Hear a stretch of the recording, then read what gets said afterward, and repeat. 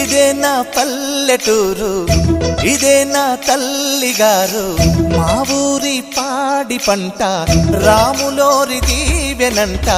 తల్లి గోదావరి నీళ్ళు కడిగే సీతమ్మ పాదాలు, ఊరంతా హాయ్ హాయ్ హాయ్, మనసంతా హాయ్ హాయ్ హాయ్.